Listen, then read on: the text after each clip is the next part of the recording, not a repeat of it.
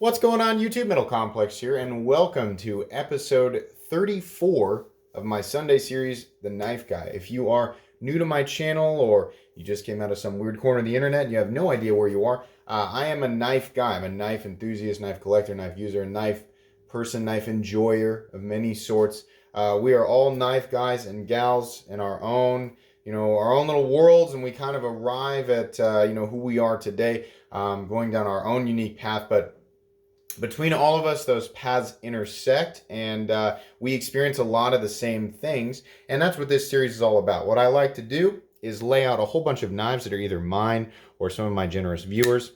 And I like to just sort of pick them up and flip them open and talk about some of these subjects, some of these things that we all experience. If you are new to my channel, I upload knife content every single day. I have a bunch of different series that I do, and then I do, of course, knife reviews, knife overviews, things like that. But lots and lots of knife content. I also have Patreon, so if you'd like to get your hands on one of these cool stickers and help support the channel at the same time, and join my once-a-week Patreon exclusive content, which is on Fridays, then check out the link in the description for my Patreon. There's also links down there for some cool knives, a lot of the stuff that I really, really like and talk about every day on the channel, as well as EDC gear and tools, maintenance items, things like that. So check out the description. Anyway, so what are we talking about today? So I would say now keep in mind this is all pre-recorded. So you're not seeing any, up until this point, what you've seen like coming in for the channel, if you've been watching every day and you know everything I've unboxed, you've only seen about half of it. There's a lot more, and this is the most like exotic stuff that I've ever had at one time. Like I am full for January, and probably even a little bit into February. But I have so much cool stuff ranging from super high-end custom pieces, intricate, unique production items that are sprint runs like the ZT0055 here. More Hinderer stuff, right? You guys just watched my Hinderer upload, maybe. And I found myself thinking like, man, like does this kind of thing ever end? Like, is there an end to this? Have you guys ever thought about that? Like, does this stop? And maybe I should offer further clarification. I'm saying like, because people acquire knives at different rates. Like the rate or the speed at which I acquire knives for myself might seem really, really fast, but it's actually just all the knives that I'm receiving, on loan from viewers to review. Though it does kind of feel like a fraction of an acquisition. But like, say, versus Spirited Whiskey, who sent this guy, or Jeff, who sent this guy, or we have another one here, Shaker, who sent this guy, or Kyle Roberts, who sent this guy and the other Hinderer down there. I mean, these guys acquire knives a lot faster than I do.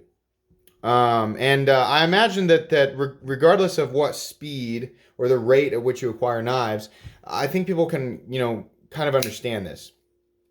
It doesn't matter if you're somebody who's like a user and you're not a collector or whatever. If you're interested in knives at all, you've probably bought more than one knife. If you've only ever bought one knife in your entire life and you've just used that one knife and it's been good for the last 25 years, well, congratulations. And I guess I'm not talking to you, but for everybody else, eventually you get that itch, that urge, right? Again, you get, like you tackle what you assume is the Excalibur of that moment. You get it, and then you get your next thing, and it's like, boy, is there an end to this? Well, let me tell you, just based on my experience as, running this YouTube channel, and, I've said this before, I don't feel, with people out there like, Jeff, Kyle, Shaker, and Whiskey, I don't feel, and I've met a few other people, right? There's some more people now contacting me. Meeting these people makes me feel very unlimited. I got my hands on something here recently, just having mentioned it less than a month ago, like, oh boy, I really would like to get one of those for the channel, and bam, somebody offers one of theirs up for loan, And so I feel very unlimited. And you would think that dulls the edge on this whole thing. Knife pun. Oh my gosh, that was corny. You would think that would sort of throw a wet blanket over this and make it less fun. Actually, what I've found is that it's made me even more like ravenous to get. Is that the right word, or is that a weird word to use? It's made the itch even more. Initially, I thought maybe it's dulling it, but then when I get a new group of knives, like when I got this guy and this guy, you know, I've reviewed both of these on the channel already, right? The full track and the half track. This is an exclusive in a different blade shape, and he's done the Wharncliffe in a different way than he traditionally does. And it just sparked all these ideas in my head. I was like, oh, I could talk about this or this or this or compare it with this.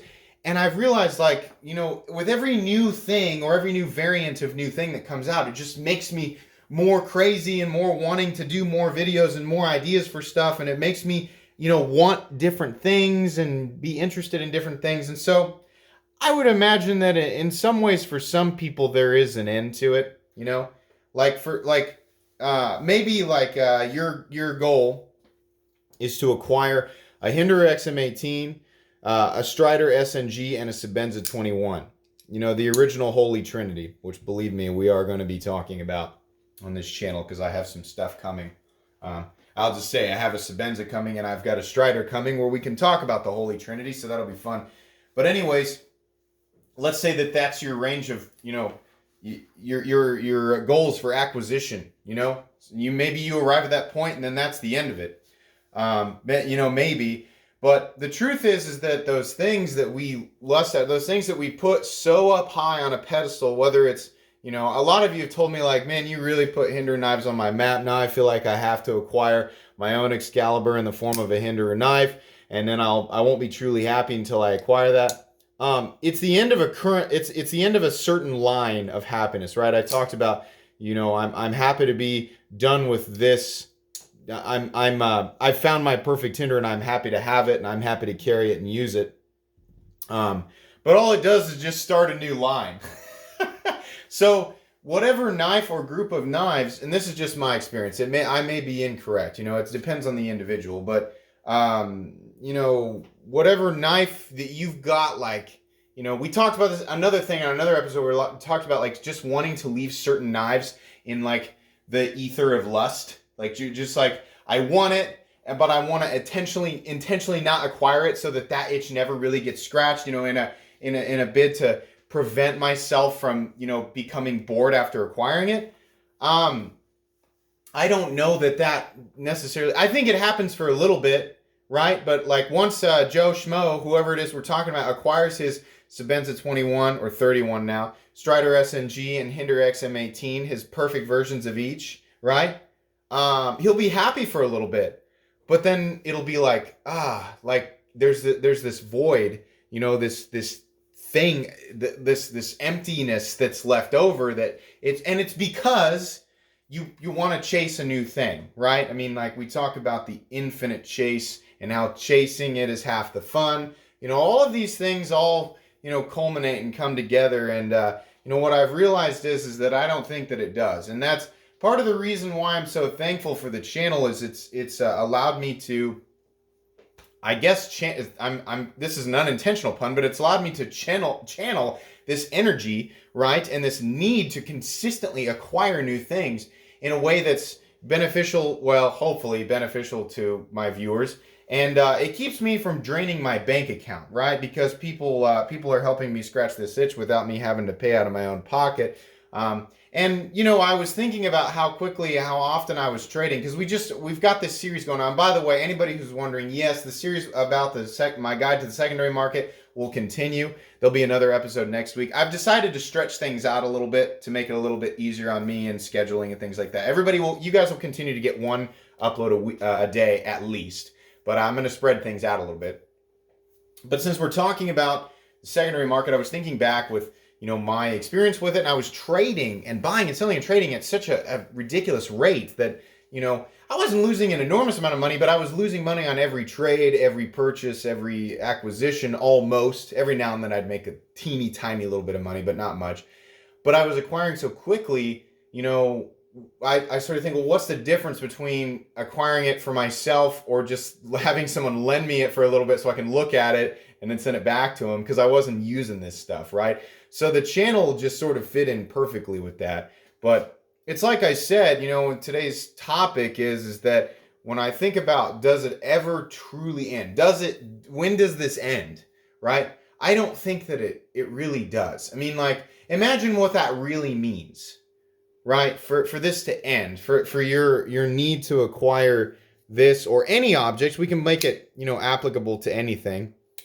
It means that you find a folding knife and it just works forever, and you never, ever, ever are interested in anything else. Not just whether or not you actually make a purchase, because you can be sitting there right now. Let's say that you're 35 years old, right? And you've got a knife and you've had it for 5 years, and you're like, nope, I found my, I found my one knife, and it's the only knife I'm ever going to need. You can say that, but you don't know that, right? Anything could come along any day that makes you feel like you have to have it, right? It's just based on consumer habits that they've got us all, I had I never known about this, I never would have wanted it. Oh God, Spirited, this thing is insane. Sir Robert Carter. Yeah, had I not known about that, I never would have wanted it. Now, the thing that's keeping me from actually making that purchase is the fact that it's incredibly rare and incredibly expensive, right?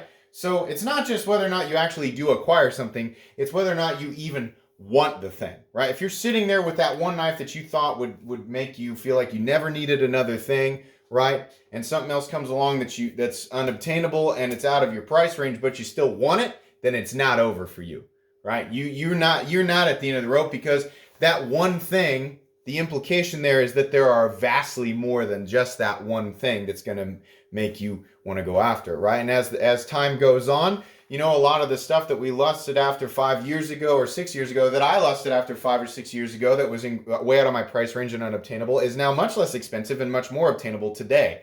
So if I had told myself 5 years ago, now I'm never going to buy a new knife, I'd have been kidding myself. I could tell myself then, I suppose if you're watching my channel and you're 85 years old and you've got yourself a slip joint, a multi-tool slip joint, you got yourself a folding knife, you got yourself a fixed knife or a fixed blade, and you've been using the same thing for 50 years, I believe you. I believe that you are happy with the tools you have and that it has, you're done with it, right? But I feel like for everybody else in one way, shape, or form, and I don't want to indefinitely speak for everybody, I here lately I've been doing this thing where I make it sound like, when I listen back to my videos, I'm like, man, you really made it sound like you knew 100% what everybody was thinking and that nobody could argue with you. No, I don't want to make it seem, you guys, everybody can always feel free to argue with me and give me your thoughts, If I disagree with you, I'll tell you, but,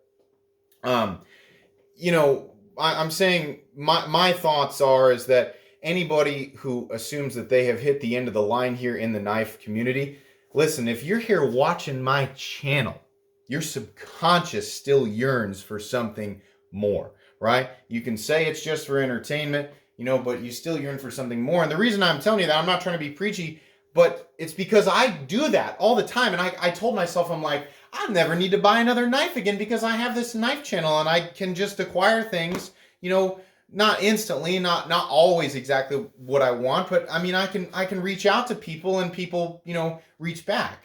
And I thought, well, that'll scratch my itch permanently. I'm never, ever going to need anything else. And I was wrong.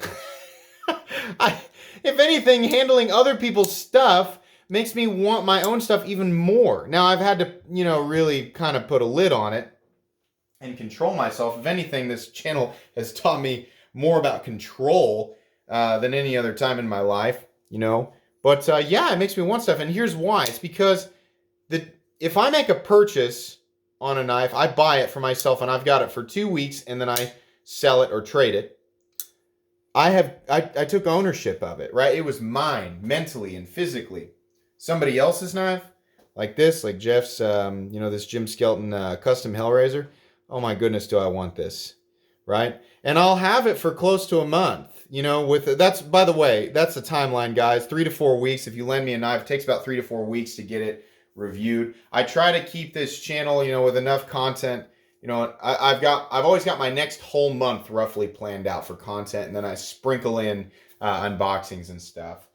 So that's why I always tell people, if you're going to send me a knife or a group of knives, it's going to be about 3 to 4 weeks to get it back to you. In some situations, it may be faster, but that's roughly the timeline.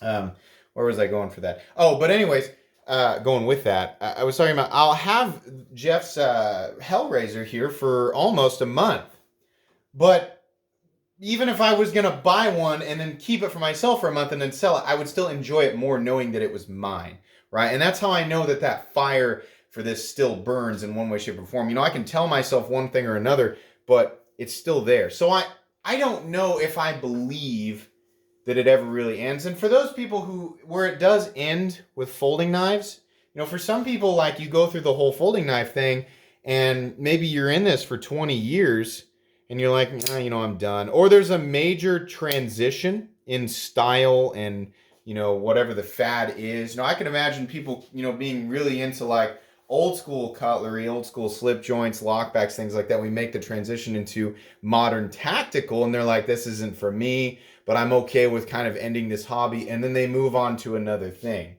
So I suppose, yes, in one way, shape, or form, it could technically end, you know, here. But I mean, human nature, like this is human nature. We do this with more than one thing. A lot of us do it with more than one thing at the same time. Ask Jeff. He has a lot of, he's got some other interests besides folding knives, as do many people, right? But if it's not this, it's probably something else. So I don't know. You know, the nice thing is, for those of you who are heavily invested in this channel, whether it's just your time, or I say just your time is very important to me, as I'm sure it is to you. So thank you for spending your time here. But, you know, or you're actually investing in the channel in terms of Patreon, or you're lending me knives for review, for content. You know, the nice thing is that this fire that is just constantly having more gasoline dumped on it for me is good for me, for the channel, for you guys, as long as I continue to keep some sense of self-control. You know, I think that's the key factor. It's not kidding yourself into thinking that it's this next acquisition will be the end of it for you. It's understanding and accepting that this is a part of your life. You know, the want and the need sometimes to acquire a new knife for one reason or another. But you have to control it, right? I've had to tell myself, you know, listen, funds generated by the channel go back into the channel. If I want to purchase a knife outside, you know, for myself, then I should sell something from my collection and or use money from my own pocket. I do have another job. The channel is not my job. So that's what I've done, you know, and I've struck that balance with myself, and doing that has ensured that I don't just blow everything on a whole bunch of knives for myself, because that wouldn't make any sense. That would not be beneficial for me or anybody else. So, you know, but it was a slow realization, you know, is that no, it's probably not going to end, at least not anytime soon. I can't indefinitely say, for as naive as I think that it is to say that it you know, has ended. For anybody to say, nah, I found my best knife, or after this next acquisition, I'm done. As naive as I think that is, not in a bad way, just from my perspective, I also think it would be naive of me to say that it will never end, right? We don't know. Just all we know is like everything that we've experienced up to this point in time. So it would be very arrogant to assume exactly, you know, one outcome or the other. I'm getting way too philosophical with this.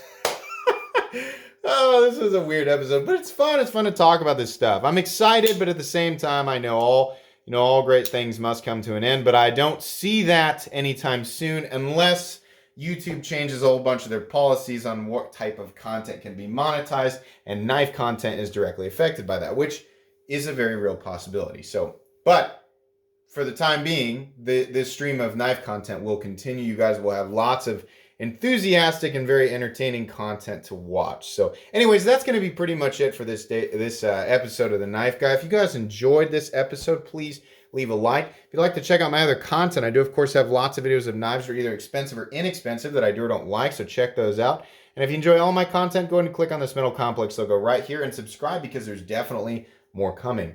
Thanks again for watching, everybody, and have a great day.